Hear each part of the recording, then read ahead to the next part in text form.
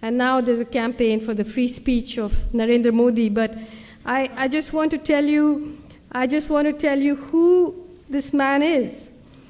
He was a member of an organization called the RSS, which is the Rashtriya Swayamsevak Sangh, which was set up in 1927, inspired by the fascists in Italy, inspired by Mussolini.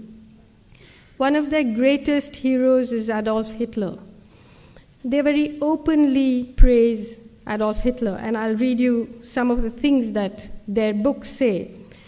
In 2002, when Modi was the chief minister, a train full of pilgrims coming back from the destruction of this Ayodhya mosque, which was disputed, the train caught fire. Nobody knows who set fire to the train, and 57 pilgrims were burnt. In reaction to that, under his watch, right-wing Hindu mobs went crazy in Gujarat. They burnt and killed and raped, and something like between 1,000 and 2,000 Muslims were massacred openly on the streets of Gujarat. 100,000 people were driven from their homes. The people who did the killing were helped by the police.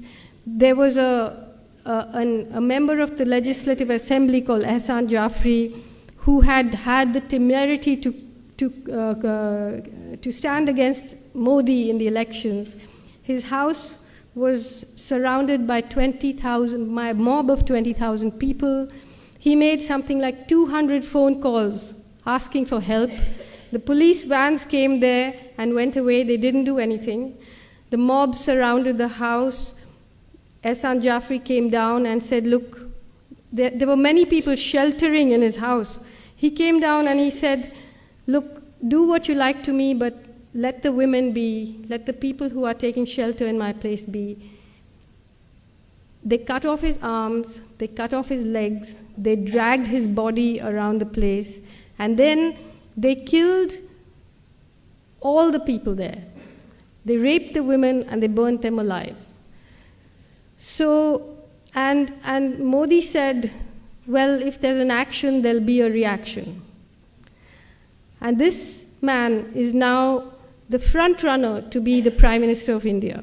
And I just want to read you some of the things that the organization to which he belongs say. These are some excerpts from a book called We or Our Nationhood Defined by M.S. Golwalkar, who succeeded Dr. Hedgewar as head of the RSS in 1940. Ever since that evil day when Muslims first landed in Hindustan, right up to the present moment, the Hindu nation has been gallantly fighting on to take on these despoilers. The race spirit has been awakening. In Hindustan, the land of Hindus, lives and should live the Hindu nation. All others are traitors and enemies to the national cause, or, to take a charitable view, idiots.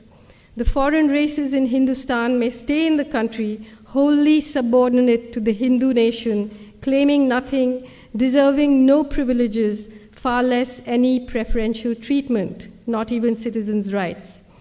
To keep up the purity of its race and culture, Germany shocked the world by her purging the country of the Semitic races, the Jews.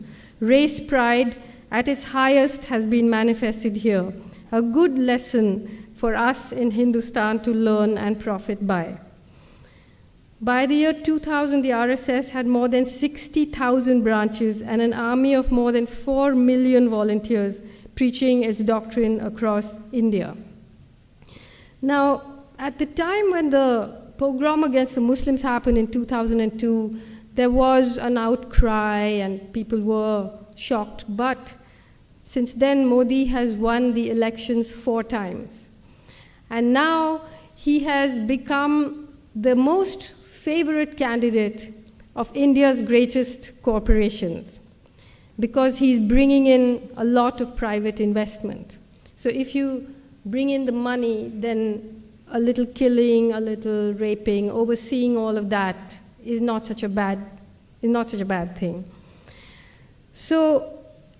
So you have a situation where this kind of open, I mean, we call them fascists because they call themselves fascists, meaning they, in their books, admire the fascists.